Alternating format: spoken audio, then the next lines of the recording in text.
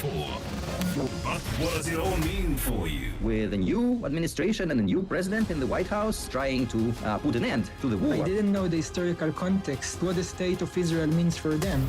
Join the fearless Ireti Bakare-Yusuf on Borderlines every Friday at 4 p.m. on Nigeria Info 99.3 as she dissects the biggest global events and their impact on world peace. Those who are not familiar with Israel or the war itself would not know much about the group. Breaking the silence.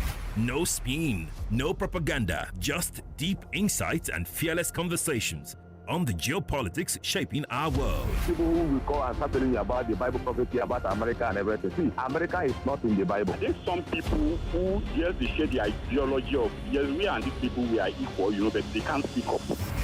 Borderlines on Nigeria Info every Friday at 4 p.m. The world is changing. Don't just watch, understand it. Nigeria Info. Let's talk.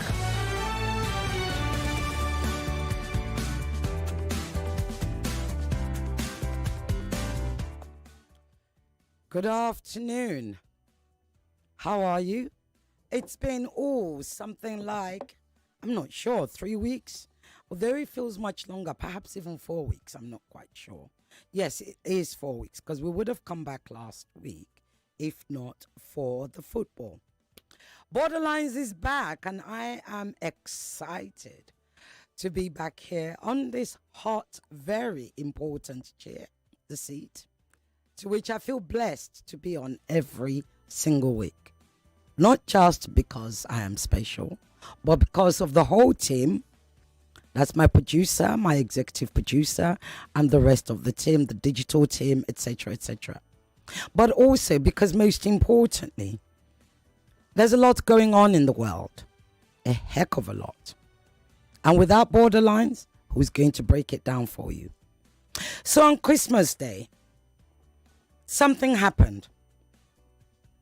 Donald Trump bombed Sokoto. Yes, he did. Prior to that, if you will remember, he had said it would come down, quote unquote, guns blazing on Nigeria because of what he called Christian genocide. Now, reports that the United States airstrikes against ISIL targets, that's what he claimed, he targeted ISIL, that's ISIL, in Sokoto. You must know that by now. But here's the thing. We are told it's a cooperation, but yet our president hasn't said a word. Is it cooperation or is it coercion? At which point does support become incursion? At which point does the border of sovereignty becomes borderless to the likes of the United States? Now, to help us unpack all of this, because we're starting Nigeria first, indeed we are, as we should, I have with me Onyekachi Adekoya, who is a security and geopolitics expert or analyst, whose work sits at the intersection of African conflict systems, external intervention, and the political war, the political economy of war. Onyekachi, are you there? Can you hear me? I saw you earlier, but I can't see you. Yes, for some reason, is there a problem with your screen? Hopefully not. I can't see you. And good evening to the... Good evening to you. We'll keep talking. There you are. Welcome to Borderlines. Yes, I can. Can you see me? Can you see me? Thank you. Excellent. And good evening to the audience. Yes, sir. Welcome to Borderlines. It's an absolute pleasure to have you. It's an honor to get your analysis on what's going on. So, like I said in my introduction, we had the Christmas Day attacks or the strikes by the United States, which Donald Trump framed, or at least America framed, as attacking ISIL. we need to talk about that. We need to talk about that because Donald Trump, of course, is a foreign leader. He's a foreign president. How, as such a strike, how does it impact on Nigeria's sovereignty, first and foremost? I think that's the $1 million question we've all been asking and trying to dimension. So there are a number of factors or legs to this. So if Nigeria, and it's a big if we have requested collaboration and support from another country, then under the ambit of international law and cooperation, depending on the agreements we have, mutual agreement, of course, between nation states, then it's not out of place. You will recall that there was a coup in Benin Republic, and then the Benin Republic government requested for our support, providing us coordinates, and then we did act. So that's on the one hand. But if you follow the rhetoric from President Donald Trump, and then the actions that have followed later on, it begs the question if this was indeed cooperation, because even the fallout, we still have not seen a battle damage assessment. What we've just seen is statements from the Nigerian military, statements from the State Department, and importantly, a Christmas gift statement from President Donald J. Trump. And there's a fitting narrative that reinforces itself with everything that has to do with President Trump, is that he has a base he panders to, and he must feed them red meat, as it were, in quotes. So you can't make too much statements of what comes out from Donald Trump. You probably want to look at the Department of State and then the Nigerian Foreign Ministry to try and engage. So it is my assessment that some conversations were had. Some intentions, collaborations have been there. It's also clear that Nigeria has been calling out for cooperation, but the actions following the strike doesn't show coordination. So cooperation and coordination are two different things. It is very likely that based on what we're seeing, that the strikes were conducted by the Americans and not in coordination with the Nigerian government. So I think that's the second part to that. The third part to your question is, does this in any way, shape, or threaten our territorial integrity? Well, you can look at the case of Venezuela and look at the actions in Iran. I'm just talking about recent actions under the President Donald Trump. And then you can look at this strike by the Israeli on Lebanon, on Syria, even in Palestine. It does appear as though we are now in an anarchical world order, where right is might and multilateral organizations no longer hold sway as they used to be, where the international rules-based order is now being replaced by what is being considered a strategic global world alliance. I don't want to bore your audience with all the verbose jargons that we speak, but it's not a good sign for Nigeria, being the giant of Africa, having a foreign power station battleships off our coast and lobbing missiles into our territory. It's a number of things could go wrong, and some of the things that could have gone wrong went wrong as boosters fell in Ofar. There was some misfire in some other parts, so there's a number of factors to this. So not a good sign, I would say. I'm a bit concerned by it, not a good sign. Indeed, we should all be concerned about it. But let me put another framework to you. What if some have said, or at least suggested, that the strike in Sokoto was not so much to do with Nigeria, but it was more to do with the three Sahel states? We're talking Mali, Niger, Burkina Faso. It was more to do with the fact that AFRICOM, who we'll get to talk about later, the head of AFRICOM had said, during a Congress hearing about how the leader of Burkina Faso, Traore, was using the revenue from the internal resources for the government, whatever that means. Now, we also know that whilst President Tinubu was the head of ECOWAS, he was very much, in fact, he threatened the Sahel states military with a military response to the ongoing coups. Do you think it's possible at all that whilst the cooperation may not have been with Nigeria, but Nigeria, President Tinubu, may have applauded, or perhaps indeed, for want of a description, agreed to look away, because if it is towards the Sahel states, he certainly doesn't support, and indeed ECOWAS doesn't support what we're seeing in the Sahel states. What do you make of that suggestion? That's a bit of a juxtapositioning of wild issues. Is it wild or is it plausible? Well, I mean, we're talking about geopolitics, yes. So there are different arguments to it.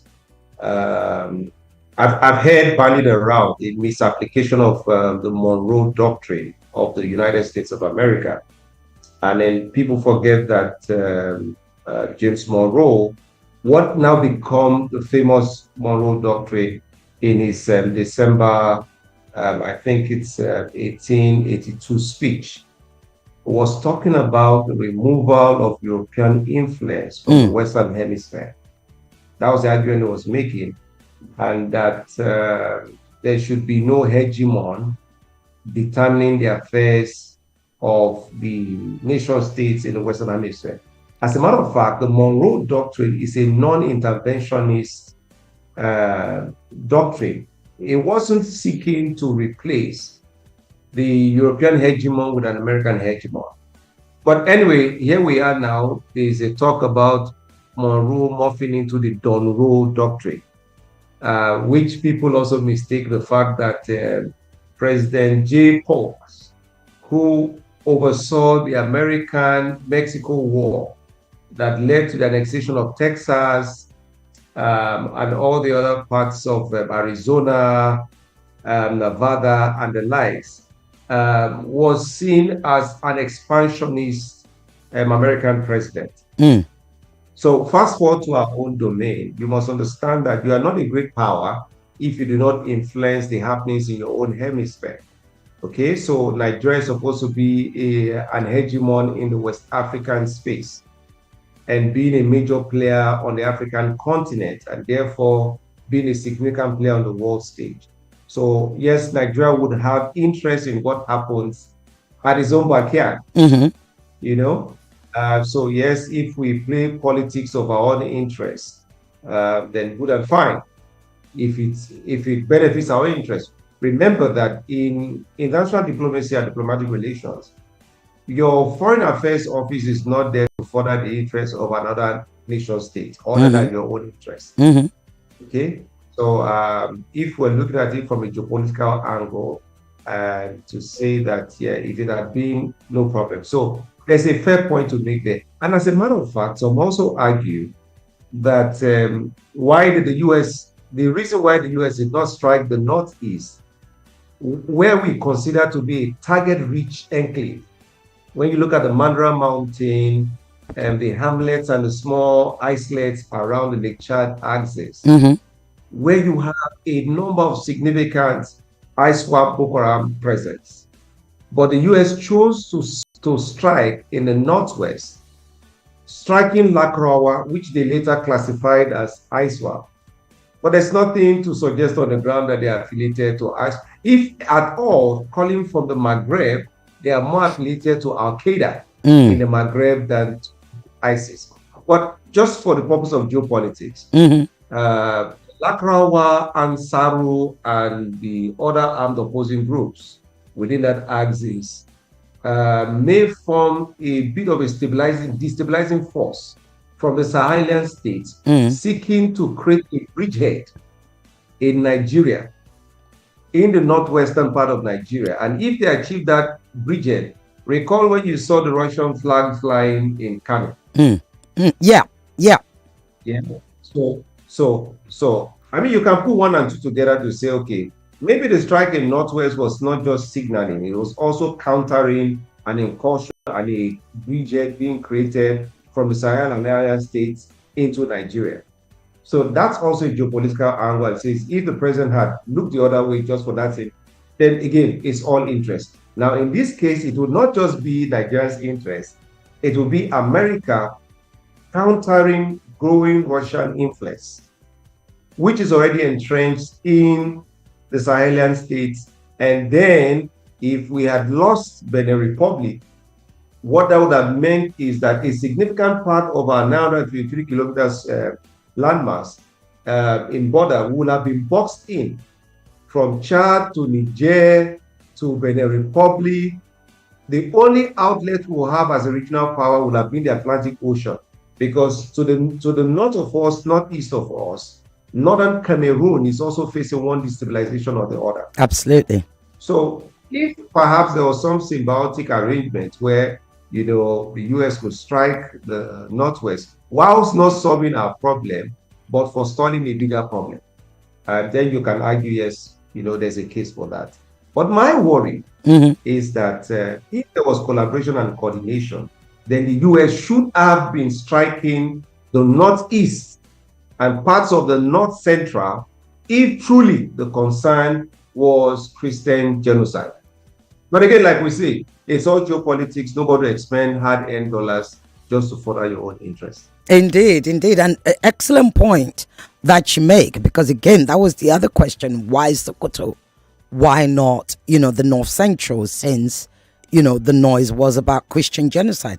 But before I move on to my next question, you make a very good point, and I'd like you to kind of tell us what that says about, you know, the US misrepresentation or misunderstanding, or indeed perhaps even a complete and utter lack of understanding of the complexities of the, you know, terrorist incursion issues that we have in Nigeria. You said something, you said, you know, the US wrongly affiliated Lakarawa with ISWAP. Isn't that an indication that the US actually don't understand what's going on in Nigeria, or indeed that they don't care for the complexities of what's going on in Nigeria? They've got their own agenda, and we as a people, indeed our government, is yet to identify exactly what that agenda is. Or is it that our government knows, and again they're like, okay, go ahead? I saw you smile. What made you smile? Well, it's you see how when doctors make prescriptions in those handwritings, and only nurses can understand what the doctors are writing. Yes. We kind of labor a bit to explain the domain of statecraft, the domain of deliberate psyops, and then some influence operation. So when you say perhaps the US may not have been well informed, that's not what the facts will suggest. Remember that the US has its hand in so many pies in the Nigerian states. The US is well grounded, well known, and to say the US doesn't have the information, that's not correct. We may be shocked how much information the US has on Nigerians, even down to our genetical makeup, the disease spectrum that we are prone to and exposed to, because you have a number of INGOs that were USAID funded, operating deep within what we call deep field areas of Nigeria, and paying a significant amount of enumerators, what we call enumerators, to gather data on Nigerians. The NSA, under the leadership of Noah Rubado, had shut down the operations of some USAID-funded security organizations, which were gathering pinpoints, accurate information on security space in Nigeria, properly mapping the threat environment, the threat actors. In fact, to some extent, they had more information than some of the government security agencies in certain aspects. So to say that the US is misinformed Well, is it what was that, making okay, me to if they're have not this, misinformed, is it that they don't care? Because, like you said, wrongly affiliating Lacroix with ISWAP, that's indicative of something. that's not indicative of anything. That's it's when you're making arguments. I could be anchoring you if I make a statement that say you're looking very pretty and I love your dress. I'm warming you up, and I mean, you're going to be less hostile Right. to a very nice compliment. Right, gotcha. And if your mother in the village, you went to visit and she says, "Oh, pepper soup, pepper soup," and you say, "Mama, what's the matter?" She says, "Nothing. No. It's just what she's saying to you. She's saying to you she wants to drink pepper soup." And then if you know anything, you're going to want to act toward, because she's anchored you to the thoughts of pepper soup. And it's not because she doesn't know you don't run a pepper soup restaurant. But there's a reason why she's putting information out there. So when you read statements from certain nation states, you don't read them just at surface level. Right. So if Donald Trump says it's ISWAP, that is in the Northwest, and then 2 weeks before that, the Nigerian government had declared all these armed bandit groups to be terrorists. It means that somebody was creating legal justification for that action, and ISIS, Al-Qaeda. I'm just laughing because there's some things I can't say on radio, but some people argue who were the creators of these elements. Why can't you say it on radio? You can go back to the history, and I'd like your audience to do their own research. Oh no, wait, that's what's one of the point of Borderlines, is to educate our audience, and then they can seek to know more. We're Go ahead. them to Google, ask AI, and do their own research. What agency created ISWAP, ISIS, and Al-Qaeda? And then you can then begin to understand some of the statements you are seeing on the outside. So I'm saying that the statements from the US may not be a misstatement, as it were. Perhaps it's deliberate, to give legitimacy to the strike action that followed, to then match the true intention. Because you're striking a Muslim-dominated area under the guise of Christian genocide. I mean, I must be in nursery school or something, or maybe I'm missing something. Well, so, I think that's the question that's on everybody's lips, and that's why one wonders so many things, because, where is the Christian genocide in Sokoto? But alas, like you said, only the US understand what the US is up to, but we want to know more. So here's the thing, let's talk intelligence. Tell us what you think or what you believe actually, drove the targeting or of Sokoto. Was it Nigerian intelligence? Was it US intelligence? Is it the US working? Because one of the things that we saw after Donald Trump's allegation of Christian genocide was a mass exodus of the likes of Nuhu Ribadu and our Minister of Foreign Affairs, etc., to the United States, to have conversations, etc. Do you think there was intelligence sharing during that, and they knew, or perhaps that's what led to the Sokoto bombings or Sokoto attack, whatever?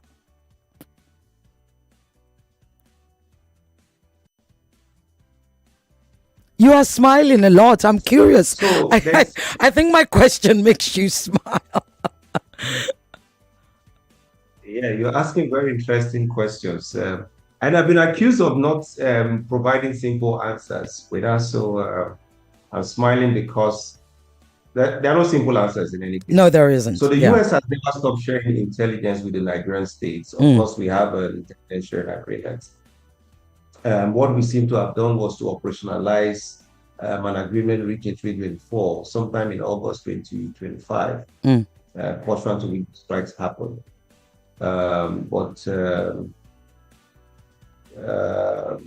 Is the grading of intelligence what is shared, and more importantly, what is not shared? Okay.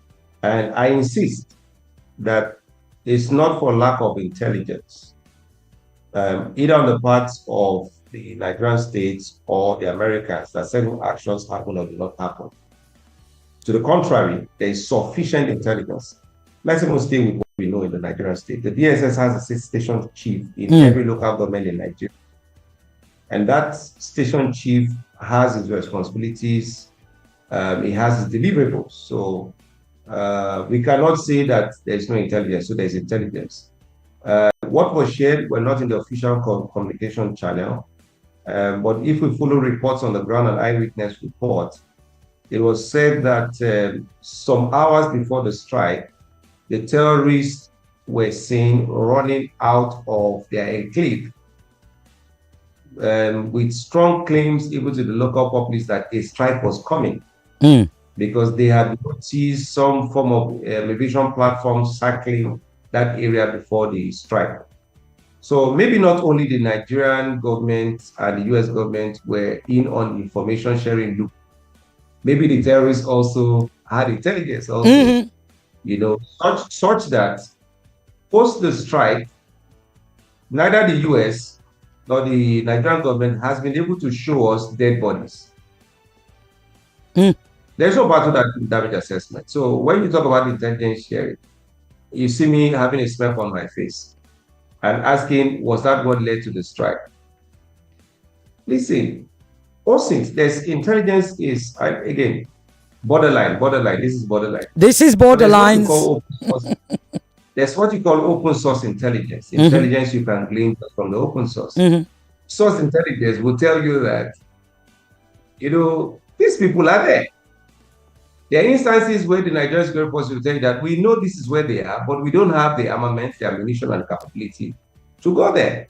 So when you talk about intelligence, it's not a complete set of anything. It's just data that has been processed into a product and into a format that aids decision-making. And decision-making inside would be action of government. So intelligence was shared. Why did they strike the Northwest? I have a theory, which is a theory that is going around, is to forestall the creation of a bridgehead in Nigeria by the Sahelian states that are aligned to the Russian Republic. You recall that the Niger Republic had the, is it Niger? Niger, yes. Had the guts to seize our C-130 aircraft. Or Burkina Faso. I think one of the. It was Burkina Faso. Yeah, so they seized our aircraft, claiming that there was some technical equipment on it, blah, blah, blah, blah, blah. And Nigeria huffed and puffed and threatened a bit. And then, of course, we had prepared some actions, were options before the chief of the commander-in-chief. And then the Russian Ministry of Foreign Affairs put out a statement to the effect that, hey guys, you cannot escalate. And then we backed down. And what we saw was a public apology from the Nigerian government, following which our personnel was released, our aircraft was released. So again, you can put one or two together to ask, why did they strike Northwest? Remember also, and importantly, that Usman Danfodio, who did his jihad, is not from Nigeria. He's originally from Niger Republic. As a matter of fact, according to the history, he was ousted from Niger Republic and he came and settled in Sokoto. You know, where was given a place to then have, and then there was the uprising, and then, of course, then that goes. So, if, according to the theory, that the US struck the Northwest in military terms to forestall the creation of a bridgehead into Nigeria, because of course the US has interest in Nigeria. It's about to build the largest embassy anywhere in the world in the Atlantic. So nobody can tell me that the US does not have an interest in Nigeria. The US has secured Venezuela, is stopping shipments of crude to China, threatening the shipment of crude to China from Iran. The next option from China may be from Nigeria. So preemptively shipping us weapons, improving whether by coercion or cooperation. A greater play would be countering the influence of China and Russia and containing China And that's why the 2027 election will be very interesting to watch, because all of a sudden, you have three great powers having an interest in what that outcome of the election will be like. So, I mean, I don't want to say this is why they stop. It's not our work to help you reach that decision, but we can put some information before you and you can reach your own conclusions. Well, thank you for that. So that brings me on to AFRICOM. We've seen, well, we hadn't heard from the last time AFRICOM was sort of trending was, like I said, when, the head of AFRICOM, whose name doesn't come to me right now, when he gave that statement at the Congress about Burkina Faso. All of a sudden now, this last week or so, we've seen AFRICOM now saying that they are sending equipment for their partners in Nigeria. Who are their partners in Nigeria? And why should we trust AFRICOM?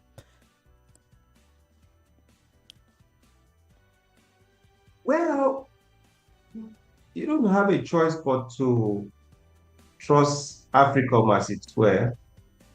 Africa has missed out on the first, second, third, fourth, and fifth industrial revolutions, which is why Africa was easily conquered and shared and colonized, because we don't have the technological means. Remember that AFRICOM has been trying to set up a base in Africa for a very long time and has been resisted by certain power blocks and pillars on the African continent. It is no surprise that pillar after pillar, those pillars they are now out of commission. Muammar Gaddafi is no longer in the picture. Olusegun Obasanjo is not in the picture. Mugabe does have a say. Egypt is a shadow of itself. South Africa has its own battles. And, so AFRICOM has partners in Africa. There was a time when ECOMOG was a strategic competitor to AFRICOM because ECOMOG could project force and project the interests of the West African bloc as a bloc.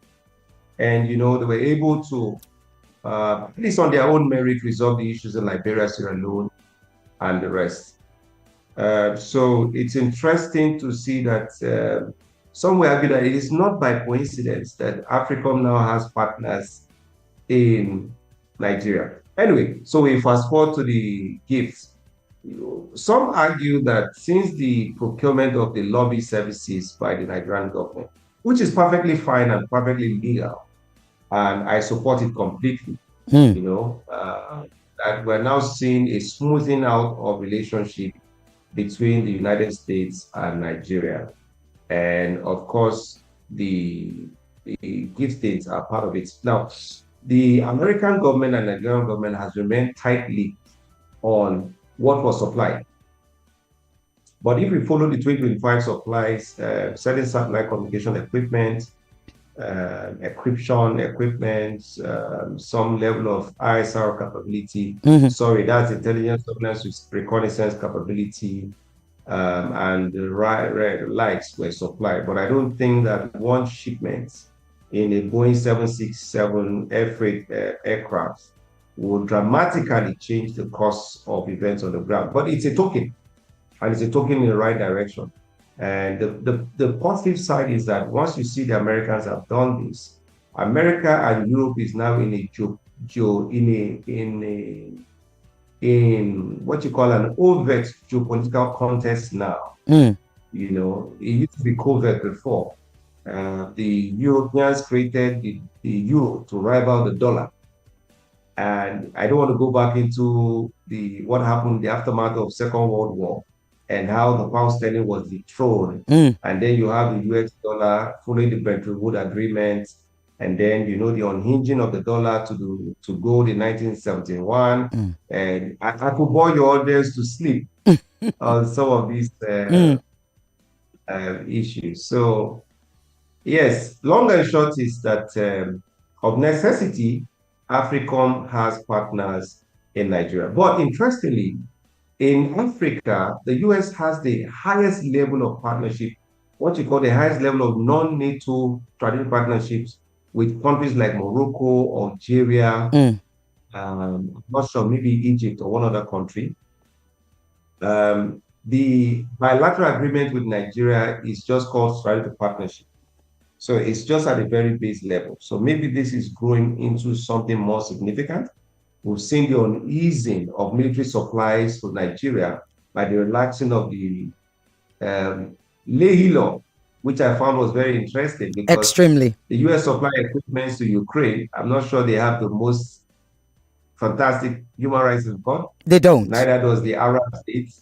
But you know, it's all about interest, like I say. So of course, there's a relaxing of the Lehi law and impairments to this relationship, and then there's a growing strategy. Again, remember, I'm saying that everybody has an eye on countering each other because we are now in a multipolar world. And Nigeria has always had a non-alignist foreign policy position. And to say that we are Afrocentric in all that we do, meaning that we will prioritize African interests and we will do business with just about any other person in the world. So that's why some people are saying that perhaps there's some bit of a cohesion on the part of the Americans to force some agreements, even with the threat of strikes. And that's why you can maybe look at it and say that this is not looking like it's a partnership of it's certainly not equal. Yeah, it's not an equal partnership, but the partnership of necessity, as it were. Indeed. Because the alternative to that partnership would be what? You tell us. I don't know. Greenland is being threatened. I didn't. It's not mine to say it. Of course. And I mean, look. Yes, of course. I totally. I understand. I hear you. But you're here to be the expert, so of course I must place the questions to you. Who's an expert, and how do you define who an expert is? Well, that's why you're invited here. You are an analyst. I am a journalist. Okay. We only meet at the east part, right? Fair enough. Right? It's different if I was on your show, then it would be totally different. But before I go to the questions, I mean, because I can see people are beginning to call, I'd like you to talk very quickly on that economy you speak of, that multipolar world. You know, we have the economy of war, we have the economy of, strategic alliance, we have the economy of the military industrial complex. Who's gaining the most right now, at least from Nigeria? Because, like you said, Nigeria has become that seed where three giants are fighting over, right? So who's gaining? You mean in Nigeria or amongst the three giants? Well, so the three giants would be Russia, China, and America. I think that America is playing catch up, to be fair, because almost all our telecommunications platforms and systems are provided by the Chinese. The Chinese owns us, basically. We're just waiting to start learning Mandarin. That's all we're waiting. They're constructing our roads. They are major import partners.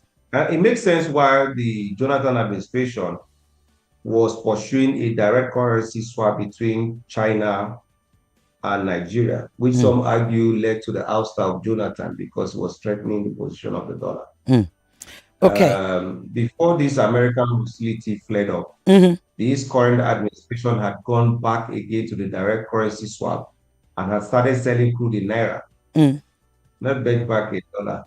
Indeed. So you will see why it will seem as though that America is playing catch up. Indeed. The Russians, following the nature of the Soviet Union, has been very smart, providing arms and support, playing on the background, focusing on minerals and the rest. They also have interest here. They have oil companies, they have mining rights, they supply weapons and armaments to the Nigerian government.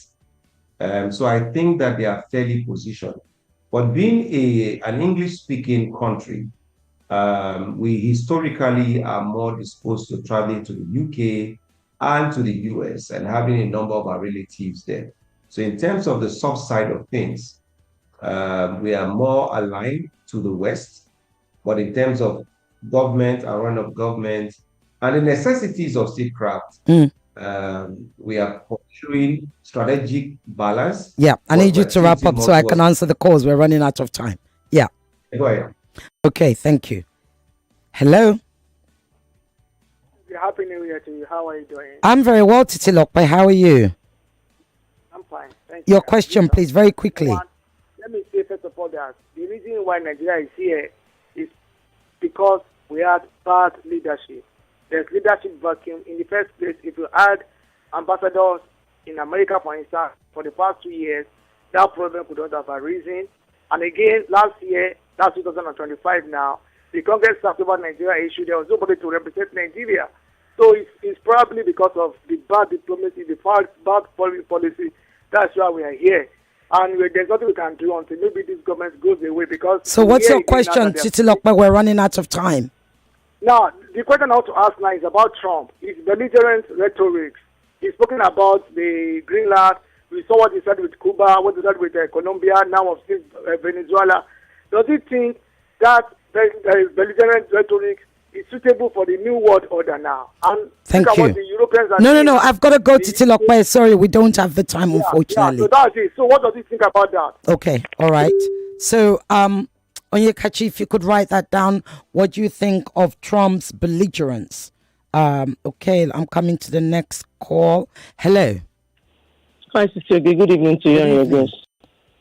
Very quickly, please, questions only. My question to your guest is, I gleaned from the tabloids this afternoon that Nigerian government is paying the Western world to cover us, to just paint us good, to make us look good, as opposed to we really looking good if we face the home front basically on security issues. Now, what is his take on this? I think it is just ridiculous for me. Okay, thank you. I think you heard that, and I'm going to take one more, and then you can answer all three together. Hello. Hello, Sisoge. Good afternoon, ma'am. Good afternoon. Yeah, this is the merchant man. Go ahead. Quickly, yeah, my question is, during the course of narrative formation in America about the Christian genocide, there was some people who were actually pointing at Sokoto Caliphate, that it should be proscribed, that it is breeding terrorist organizations. At the end of the day, when Trump wanted to strike in the 25th December action against the terrorists, it was Sokoto that it happened, when any one of us was actually thinking it would have happened in the northeast. So my question to your guest is, could this be another ploy to actually proscribe the Sokoto Caliphate? Because nobody even had a slightest idea that that area was the center of the terrorists. That's my question. Thank you very much. Thank you very much. Right, Onyekachi, I'm going to leave you to answer that. If you could do that, just wrap all three of them together for us in 2 minutes, because the calls are coming in fast. Thank you. You will need 2 hours for sessions like this on geopolitics. I think it's too easy to say that Trump, the Sokoto Caliphate, if it were the target, is not greater than America. If America really wanted to hit it, it would hit it. But that's not the intendment, like I said. America had its own agenda, and the Christian genocide was a convenient speak and a message to his base. And no, to address Christian genocide would have been to go to the North Central and Northeast. On the second speaker on the paying a lobby, I agree that with the government, if you pay a lobby company about $9 million, which is chunk change, really, there are some contracts for consultancy in this country that are more than that. And globally, we're a nation of 250 million people. Our proven gas reserve is in the excess of, I think, $84 trillion or so, thereabouts. So having a consultancy of 9 million is nothing. We have some of those consultancies. It's not much. But if you pay 9 million and get $5 billion in returns and value, you just do your 8 million or 9 million over 5 billion. It depends on what the MOA is, the agreement is, the timelines and the deliverables. So if it is properly structured, then it shouldn't be a problem really. We can recoup that money many times over. Because if our oil platforms are hit and there's destabilization in Nigeria, You just guess we're losing almost 2 million barrels per day. Thank you. Times XYZ amount. You can see how much that will be. That's almost 2 to 3 billion a day. Thank you. Which you can ill afford. So that's on that hand. Thank you. The first question, I think I've forgotten what that first question I is think on. you've answered it. I believe Okay, you've answered super. it. Hello? Hello? Hello? Yes, good afternoon. Good afternoon. This is Gadamasi from Surulere. Go ahead. Question only, please. Your question, Can please. Nigeria continue to remain neutral or non-aligned Okay, good with question. the global politics going on now? Thank you. We Right. Can Nigeria continue to remain non-aligned with what's going on now? Hello? Hello, this is Wale calling from Ayobo. Go ahead. It's on the North at the 9 million this page. Because we can now see the result of that 9 million here. You can see that the Article is now sending over $400 million of both of weapons to Africa. And Nigeria will be the biggest beneficiary of those weapons. I just want to ask yourself, can Nigeria spend more? What if we spend more in lobbying them? So you're saying we should spend more. Can Nigeria spend more? Spend more. Okay, thank you. Beneficiary. Thank you. Right. Onyekachi, there you go. I think you have 2 questions there. We don't have time anymore. So I need you to kind of do that. The second question is a commentary supporting that the government spend more. It's not a question. So if he's asking, can the government spend more? I think that should be directed to the Minister of Well, I think what he's trying to say is that, look at what we've gotten. If it's true that, from just spending 9 million, look at what shouldn't we be spending which is the more? argument I was making. Yes, of course. That if you spend 9 million and then you get 5 billion, I think you are better off. The first question was what again? Oh God. The first question is, can Nigeria remain non-aligned or continue to remain non-aligned in this multipolar world? The horse has bolted already. It's too late to remain non-aligned. Okay. And it's too risky to be aligned to one part. So we're in between a rock and a hard place. Indeed. No, this is not an easy question. I would have to explain a lot. So yeah, unfortunately, we're we in a don't difficult have time. place right now. Okay. Yeah. Let me answer more. Thank you. Hello. Hello. Okay, I think okay, there you are. Hello. Hello. Yes. Hello. Good evening, Ireti. Happy New Year. Happy New Year. Question. I just want to ask your guest. I'm Marika from First Tax. Ask your guest. When we say Africa is centerpiece of our foreign policy, what does that even mean? Do we have a document documenting how we're going to explore? Because we've been to South Africa, been to Liberia, and we came back poorer and without anything. Now, do we have a document of strategy how to react to the greed, to the fears of those powers, and how to knock their head together? Do we have action plan for that? Thank you. Thank you. Right. Okay. And we have a question on WhatsApp, which I almost forgot, which is, I want to be anonymous, please. Back in 2021, I ran a lady into a bus who came from Sokoto to get an apartment for his family because the bandits were going to people's houses and killing Christians. When they came to our house, they asked if we were Christians or Muslims, and they killed the Christians. This was in 2021, just after the lockdown. Most Nigerians outside of Sokoto don't really know about this, but those Christians living in some parts of Sokoto were actually killed, and most people not knowing. So the U.S. of a strike in Sokoto wasn't just because they want to strike, but because they've been aware of the killings going on there a long time. Right, there's a comment. I'm going to give you a minute. They're throwing me off air. Go ahead.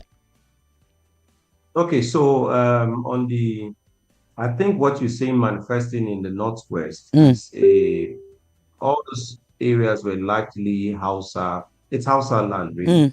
And the Fulani form only 15% of our population, as it were, or less than that. So there's an argument that there's a Hausawa uprising, which is now manifesting in Hedda Farmer clash. Maybe that's what you're pointing. So I don't think this is about religion, as it were, even though there are actions that seem like they're about religion. But more Muslims are dying in this country. Just out of the sheer size, and this answers the first question, that Nigeria operates a kakistocracy. We are led by the worst of us, not the smartest of us. So I've been complaining about Edo State and the rising killings in Edo, and the government is claiming that the vigilante groups have been paid. But information on ground suggests that for the last 3 months, the vigilante that they've armed and provided motorcycles for have not been paid. And then the government is saying they've been paid. Okay. So this is just it's a systemic problem. We face a Hydra headache problem, which we call in geopolitics a wicked. Thank you very, very much, Onyekachi Adekoya. I believe I've got it right. Thank you for joining us on Borderlines. Thank you. Thank you for making me this. Pardon? Pardon? I didn't hear you. Drinking yogurt, now correct product from Seaway. It get two type where you fit enjoy, sweetened and strawberry. It there for 500 ml, 400 ml, and 125 ml. Nutri-Yo, my yogurt, irresistible. Start your day and have a good time. 99.3 Nigeria Info. We are more than just radio. Subscribe to our YouTube channel at Nigeria Info FM. Check us out on Facebook at Nigeria Info 99.3. Follow us on Twitter at Nigeria Info FM and on Instagram at Nigeria Info FM Lagos for live updates as it happens. 99.3 Nigeria Info. Let's talk.